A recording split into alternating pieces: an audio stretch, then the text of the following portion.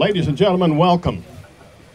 My name is John Foster. I'm the morning show host at 1010 WCSI and 91 FM, and I'm proud to be here today. Have any of you ever heard the term the Columbus Way? Yeah. Let me tell you something. If you're not aware of what the Columbus Way is, look behind me. See that big bird? A couple of years ago, some folks in town said, you know what would really be neat? Let's get a Charlie119 in Columbus. They used to fly in the air around here. We used to have them on the base. And others said, yeah, that would really be neat. But then instead of just throwing up their hands and saying, oh, we can't do that, it's too expensive, too much work, blah, blah, blah, blah, blah, you know what they did? They did it. They found a plane, they disassembled it, they brought it here, they reassembled it, and there it sits. If ever there was an example of community effort, that's it. That's the Columbus Way. So if anyone ever asks you, what is the Columbus Way, you bring them here to the airport and you show them C-119, Charlie119. It's the best example we have in this community, and I'm proud to be here. And today we're going to take time to thank folks who helped make this thing happen. So thanks to all of the attendees here, especially to the supporters of the program, and also members of the 71st SOS and 434th alumni in attendance here today. Let's begin the proceedings this morning. Eric J. Erkman, the chaplain, U.S. Army retired Lieutenant Colonel, with the words for the invocation. Sir?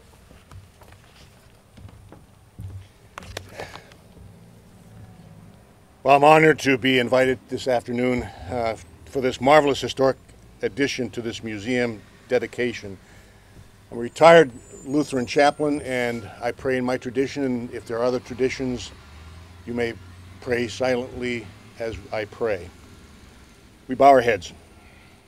Almighty and eternal God, our dedicated U.S. military forces have over 200 years fought valiantly for our nation on land, on the seas, and in the skies.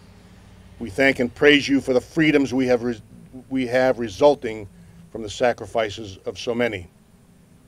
Now we are here to dedicate Charlie119, an old relic. The Air Force retired 47 years ago. This boxcar and many like it flew with precision, efficiency, and thundering engines to complete every mission. Then Charlie was used for other missions not intended for the C-119, such as fighting fires, spraying, and hauling cargo. As we gather today, hundreds of hours of disassembly, transport, and reassembly and refurbishing is displayed right in front of us. I think in some ways Charlie is a metaphor for the countless people who have worked long, hard hours, days, and months for this day. We thank you for their heads, their hands, and their hearts, Lord. Many of us here, I think, like Charlie, are retired. Some of us have had parts replaced, internal and external maintenance done, and like this old aircraft, we can't fly or even move very fast without help. But by your grace, we stand proud for our nation, our communities, our faith, which rests in you alone. Help us to represent the best you have given us to those who do not know the blessings of life, liberty, and service to you and our nation. In the name of our Lord Jesus, I pray. Amen. Amen. Thank you, sir. Now, we need to post the colors. We have members of the Bartholomew County Veterans Honor Guard here to post our colors. Gentlemen, front and center if you would, please.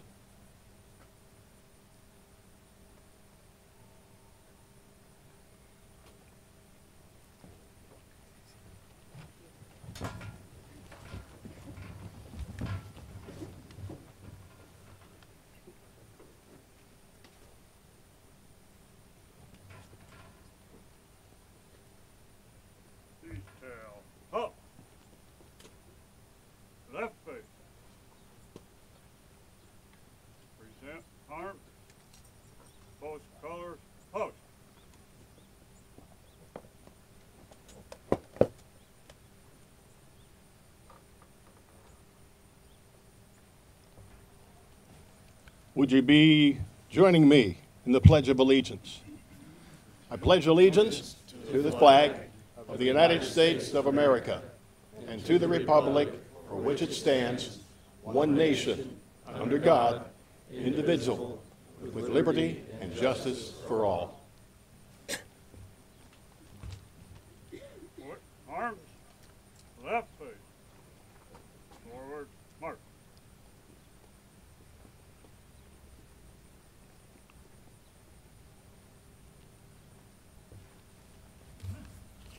Please be seated. We have a number of special speakers to say things about Charlie119, why it's important, why we're here, and what it means to this community. And I want to call first to talk about the relevance of Charlie119 to Columbus and this area, the mayor of the city of Columbus, Mayor Jim Lenup. Mayor Jim?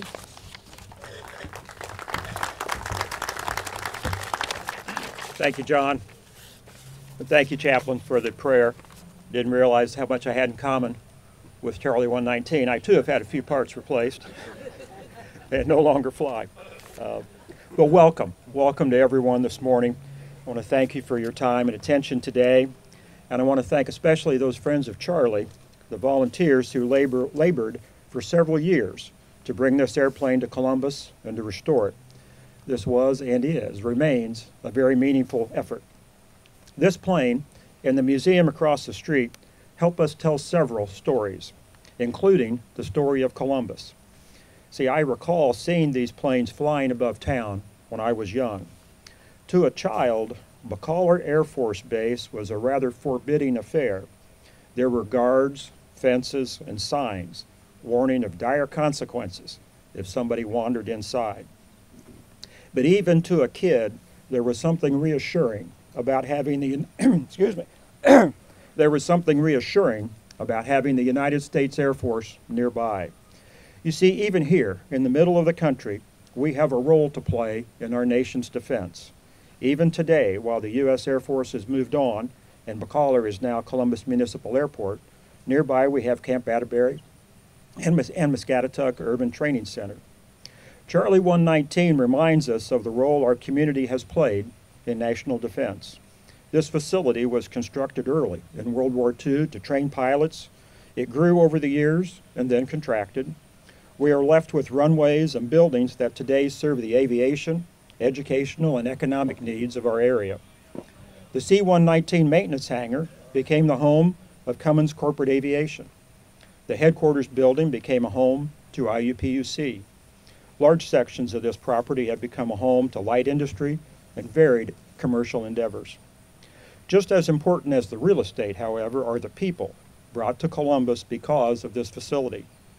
Military men and women have contributed to our nation's defense from here, and as leaders, they've also contributed to our community. They volunteer, they sit on our boards and commissions, they help us run this community, and they use the leadership skills that they learned as part of the military to make our lives better here in Columbus. Charlie tells these stories as well. Columbus is happy to provide a home for Charlie, and we are thankful for the many volunteer hours it took to make her a fitting display of the history that happened here. Thank you.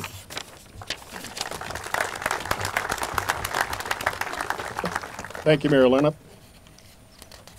I think we need to get the perspective of the Columbus Municipal Airport, and Airport Manager Brian Payne is next with a few words. Brian?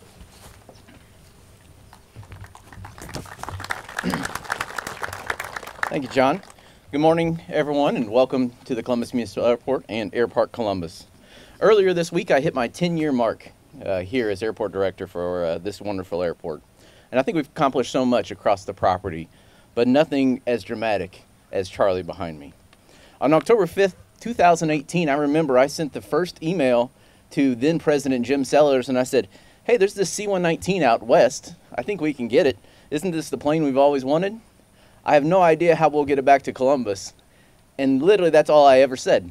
And I never heard the end of it after that. So between Jim and the rest of the volunteers here at the museum, they just took that little bit and went on with it. But in all seriousness, from that first email and the process of that, along with the purchase of the aircraft, getting it back here to Columbus, even during COVID times, and obviously reassembling has been such an amazing process. Charlie now stands as a dedication on this air park to the visitors and the community alike, to marvel at the craftsmanship that these volunteers have put themselves through, as well as the soldiers who bravely fought in aircraft just like this for our country. So there are obviously too many people to thank on behalf of the airport, as so many of you played a role in Charlie. Obviously from our airport staff to the vendors and financial partners, and certainly the museum volunteers who dedicated their time and efforts into Charlie, I thank you.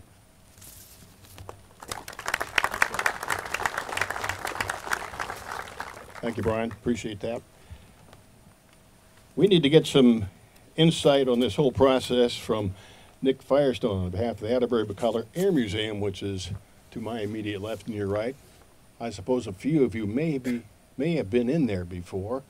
If not, make sure you get in and look things over. Nick? Thank you, John.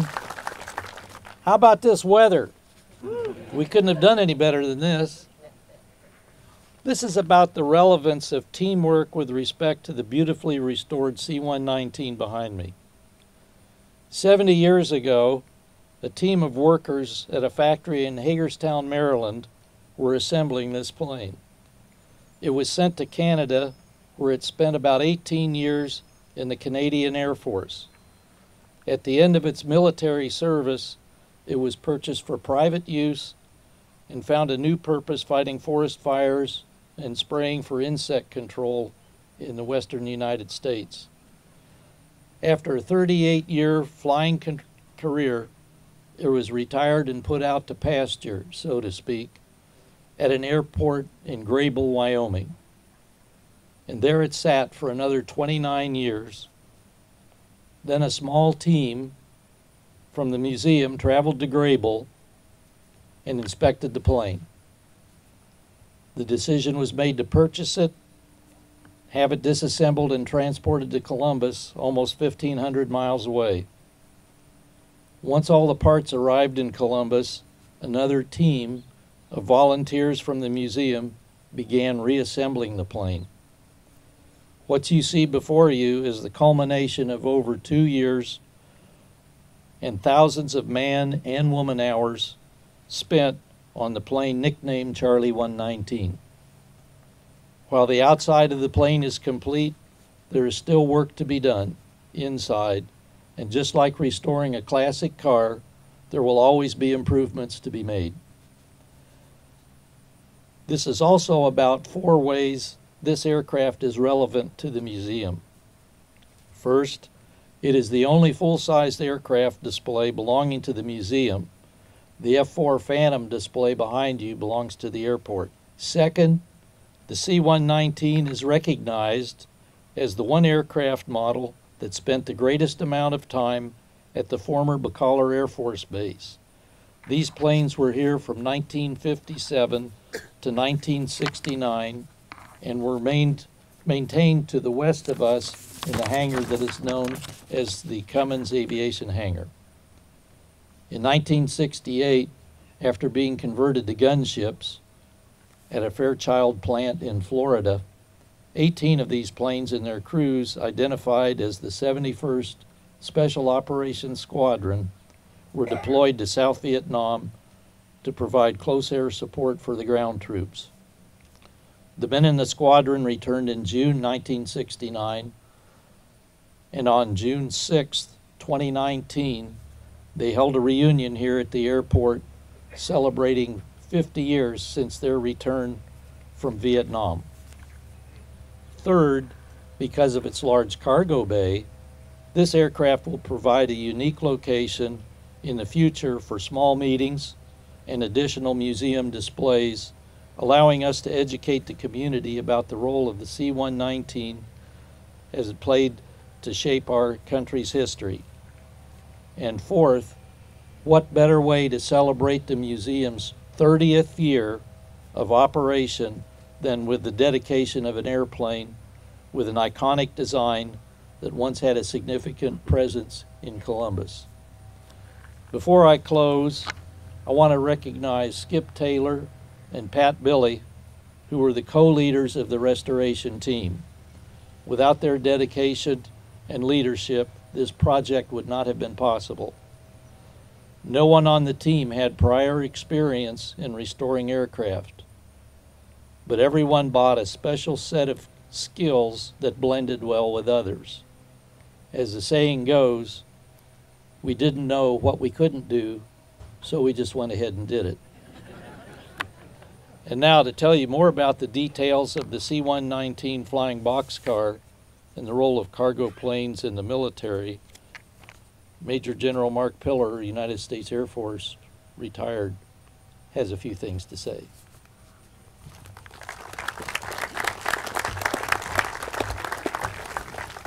Thank you.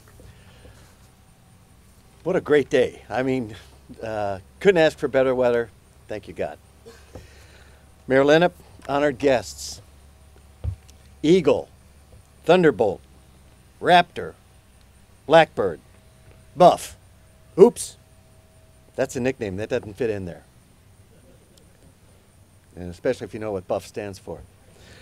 But that's a nickname, and it didn't belong in there. But the point here is that the Air Force names their airplanes. That's how we got the C-119 Flying Boxcar, also called the $19.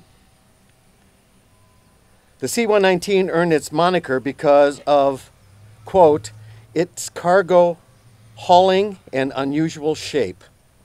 I found it interesting that the dimensions of a freight train boxcar are 40 by 10 by 12 feet, which is pretty darn close to the dimensions of the C-119. The Fairchild C-119 was built between 1947 and 1955. Just over 1,100 were built. After World War II, the 434th Troop Carrier Wing, Air Force Reserve, was based at Atterbury Air Force Base, flying C-47s, C-46s, and in 1957, the C-119s. The mission of the 119s was to drop and deliver cargo and provide a flat platform for paratroopers to jump from. Then, in 1968, many who were based here went to Lockbourne Air Force Base in Ohio to train for a new mission for the 119. The C-119 was modified with machine guns and cannon and became the AC-119, with the A standing for attack. It was used for close air support for our soldiers in Vietnam. The 71st Special Operations Squadron was activated and deployed to Vietnam. The AC-117 Shadow was an upgrade from the AC-47 Spooky. The only Air Force Reserve unit activated and deployed in-country flew their first combat mission in early December of 1969. During their 6-month deployment, they expended 14,555,150 rounds of ammunition,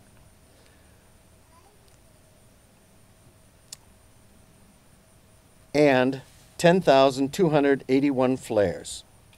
They earned 17 Air Medals and 1 Purple Heart. The 71st came back in June of 1969. Today, the 434th lives on in the Air Force Reserve as the 434th Air Refueling Wing. I have a connection there, and I made a connection here. In the summer of 1992, it was decided to form a second KC-135 squadron at Grissom Air Force Base. I was going to be the 74th Air Refueling Squadron commander, or it was going to be the 74th Air Refueling Squadron. I was chosen to be its first commander. I wanted to make the connection between the 74th Tactical Airlift Squadron and the 74th Air Refueling Squadron. So I called General Hoff, Colonel Pyle and several others to try and track down the last 74th Squadron commander. I don't think I got it quite right, but I got about as close as I could to find the surviving one. And it turned out to be Lieutenant Colonel Bill Isley. And he was the last commander of the 74th when it was here at Bakalar. He was a plumber in Indianapolis, and I included him in my Assumption of Command ceremony.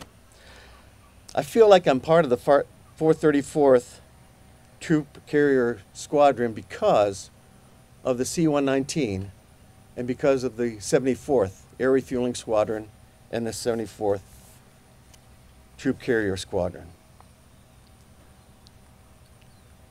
The 434th legacy continues today at Grissom Air Reserve Base with the 434th Air Refueling Wing. Thank you.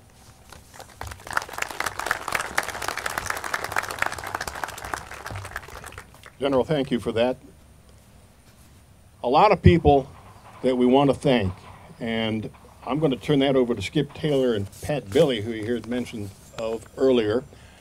They have a number of individuals and businesses and concerns who helped make this thing happen behind me. Gentlemen?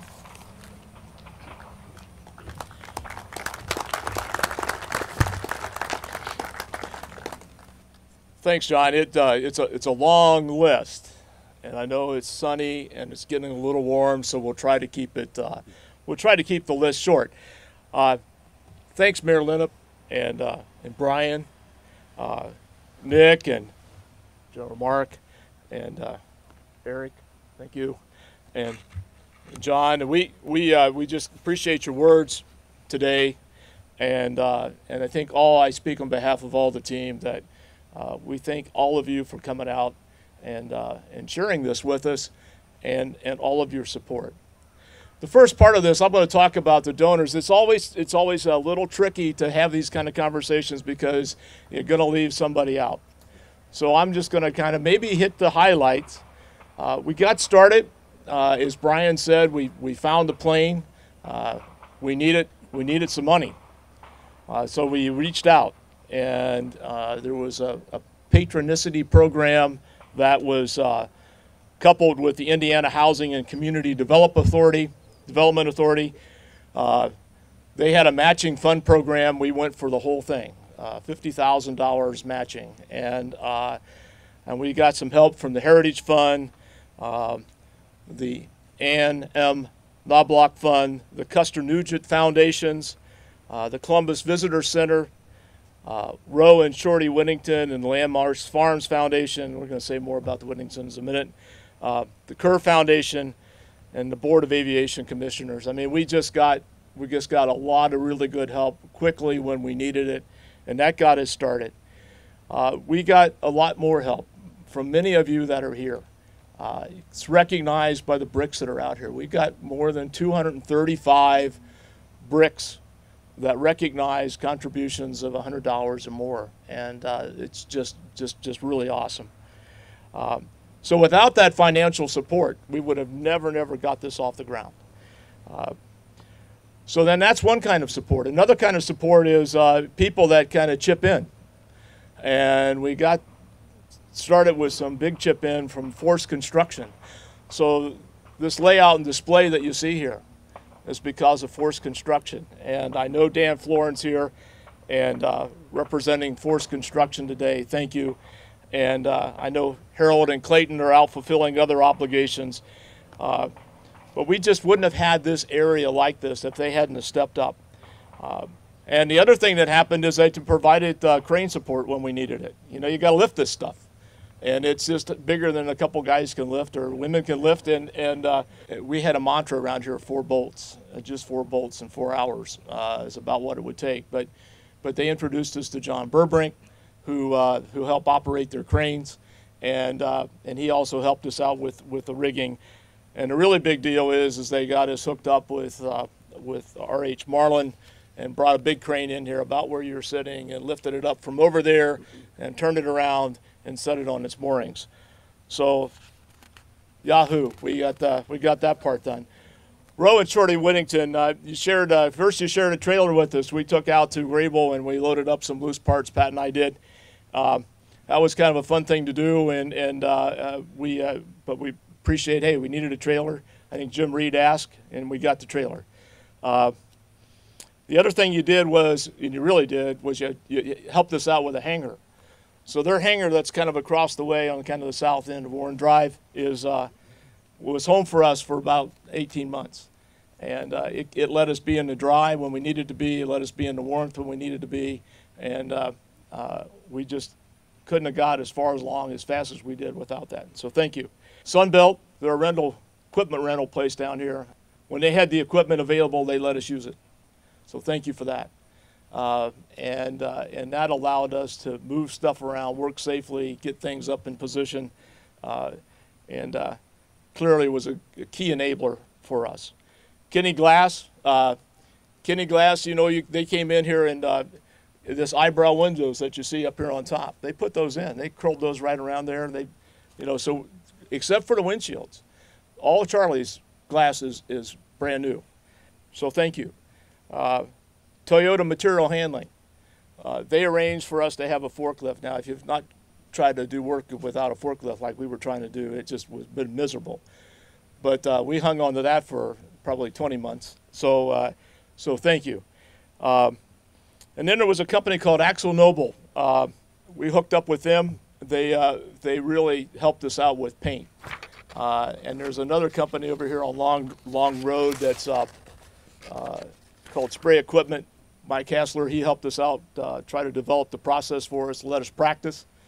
And believe it or not, we rolled this paint on with rollers, and I think it came out okay. So we're really happy with that. This plane is now heated and air conditioned. Now it was always heated. The AC part I think was a little problematic, but we got some help from Carrier and we got some help from Advantage Heating and Air Conditioning, and we have the ability now to both heat and cool the interior of Charlie. So I think that's going to let us use this plane, this space, a lot more effectively. And the Board of Aviation Commissioners, we can't say that enough. I mean, in so many ways. Financially, you enabled your team to help us when we needed them, and they're just a special group that we were able to work with. I see John out there, John Kuzman out there, and I got to say something about this. I mean, I called him up. I said, John, we got this plane out there in Grable. We need to check it out. I said, could you take us out there? And he said, yeah, okay, I think I can. And so he did. And so thank you. And I think one time I looked across the table and I said, John, we doing okay? Because I've never bought a plane before. And we kicked the tires, and that's about all we did. We just kicked the tires, said we wanted it. So, and you'll see some pictures of us kind of exchanging a check. We did lose a guy out there. He was one of the guys we worked with out there. He died suddenly, and so we commemorated him with a brick out here. George Dupree is his name. So when you come in the plane, you'll see some names, list of names of people that contribute financially. You'll see a list of names of people that contributed with your efforts, with your services, and I just got to give a shout out to all of you that helped us with that.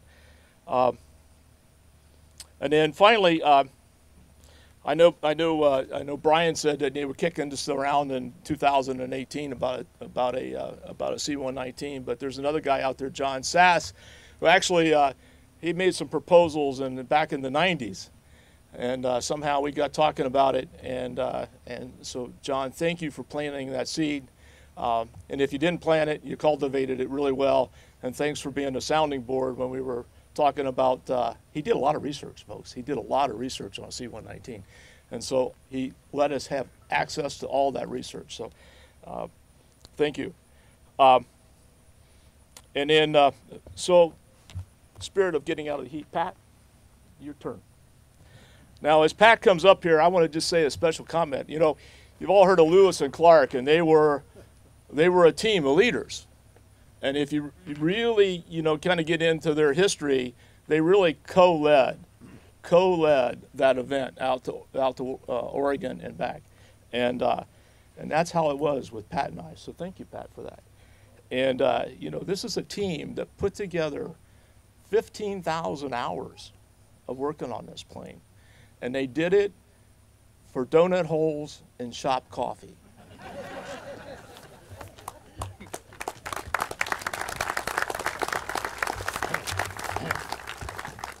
Thank you, Skip. And boy, it's just so great to see all you people here today, and thank all the speakers who spoke before us. And I'd like to just make some comments back to Skip.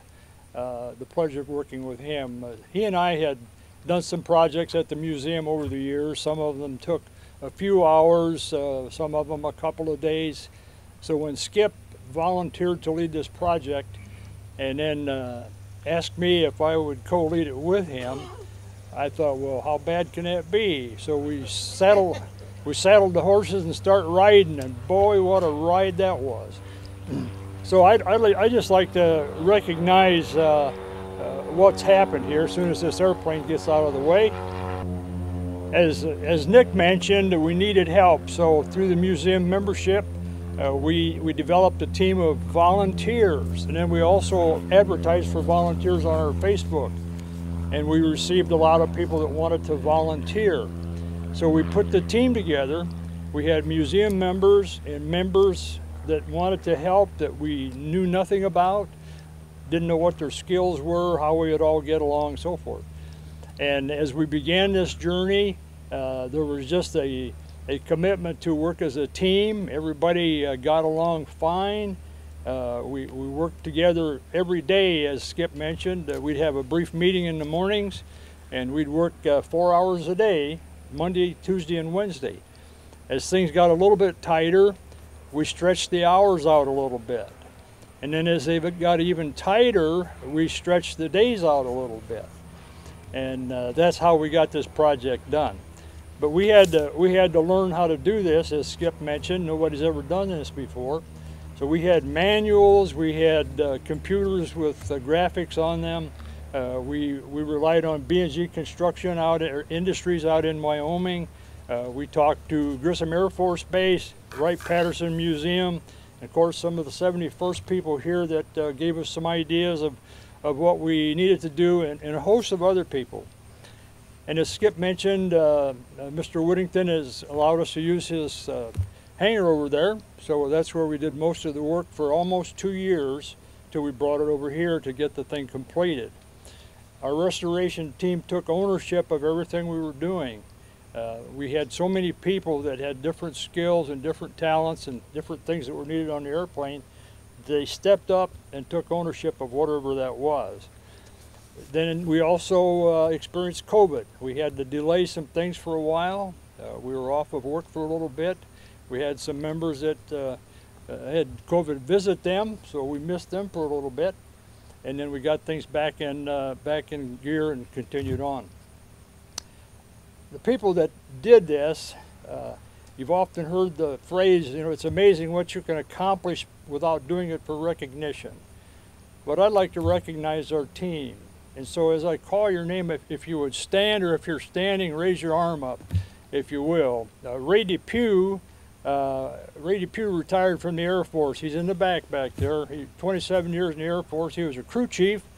So we decided to give him that title here as we began the project, the crew chief. Jim Reed, who's not here today, he was one of the people key in doing a lot of the work up on the flight deck. He restored the instrument panel, redid all the seating, so he really took ownership in what he did up there. Bob Bollner had a shirt on this morning that said electrical lighting technician. He had the Christmas tree lights all over his shirt. But he did so much electrical work, he and Ray Depew. He rewired all the navigation lights on the airplane, landing lights, formation lights on top that you can't see unless you're flying. And he's still got a lot more work to do. We have sight lighting yet that has to go around here and be put installed. Larry Barnes, who's not here with us also, he was very instrumental in doing so much handcrafted work on the airplane. Just a great person. And then James Reno and Steve Volz, both of these fellas did so much of the actual connection up in the air. We had equipment, as Skip mentioned, We did so much work with English wheels and fabricating tools that we didn't have in order to complete some of the tasks. You'll see some of that on display over behind us. Ellen Scheffler became an apprentice of Tim Gwynn. I'll recognize him in a minute. And she learned how to install fabric on all the flight control surfaces. And so she became the leader in completing the flight control surfaces, so everybody could accomplish what we needed to get done to get those up on the aircraft. And we also gave her the responsibility for painting. She wanted to double check everything we were doing, look at the formulas, how we put it on, and so forth. And then she was also responsible for safety, reminding us when we were walking under things we shouldn't walk under and so forth. And it's amazing, all the work we did on the ground, in the air, nobody ever got seriously injured. We had cuts and bruises and things like that, but no one was injured during that time while we were working that. And then Pete Jenkins, sitting right over here, I gave him the title of Earl Scheib. If you're my age, you remember who Earl Scheib was. And so we would tease Pete all the time. Pete did a lot of the spray painting inside the aircraft and outside painting. He did so much for us, made some things also. And then Phil Jones was responsible for the floor installation inside the aircraft. You'll see what a job he and some other folks did. And we have Jerry Green. Jerry's in Maine today. Gary Fuquay, Don McDonald, Edward Carnes is here today, and Dana Stickle, Andy Likens. They were stellar in helping out any place that we needed them. And then Tim Gwynn, as I mentioned, we found him quite by accident, working with Kenny Glass, and we were reporting where we were going to be in the next few weeks. And I was told, well, my dad can do that, by one of the people in the staff at Kenny Glass. So we got a hold of Dad, met him, brought him up here, and Tim is standing right there in the back. He did a lot of the fabric installation initially, and then trained Ellen and some of the other staff to complete that. And I don't want to stop without recognizing some other things that happened during the almost little over 3 years that we've been in this project. We also grieved with some of our members who lost family members. Ray Depew, Ellen Scheffler, and Phil Jones all lost members of their family. And then we also lost a member of our restoration crew, Phil Spear, who was very, very active and did so many things for us. We lost him earlier this year. So I want to just memorialize those folks too. And so in conclusion, with everything that has happened here, I want to salute all the volunteers, all the partners, patrons, donors, and supporters, and present to you the City of Columbus Shadow. And I'm going to ask Nick Firestone to come back up here and tell you the significance of the 952 number, and then also of the nose art. Thank you.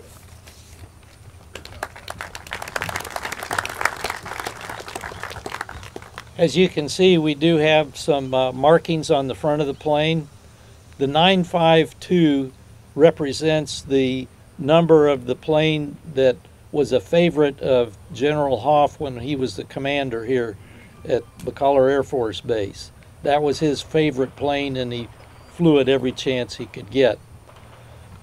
The nose art, which says City of Columbus, which is going to be the name of the plane when we christen it, is taken a little bit out of context. There was never a plane here that had that insignia on it, but there was one of the planes that was here. Once it got over to Vietnam, it was decorated that way. And you'll see below the words, the City of Columbus, it says Shadow. Those of you who are old enough like me will remember the radio program, The Shadow, and that's who that's based on. And then you see the Roman numeral 3 inside a circle, and that Roman numeral 3 represents that these aircraft were the third generation of gunships operating in Vietnam. So that's pretty much the story of the nose art and the 952 identifying the plane.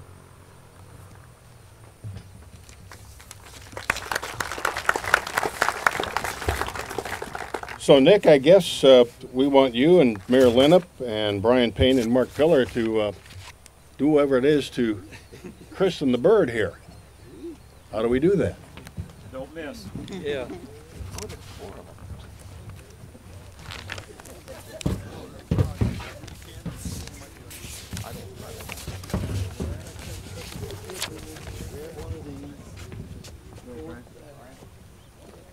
On the count of 3, we'll let him go. Don't get wet. 1, 2, 3. There we go. We christen this plane the City of Columbus.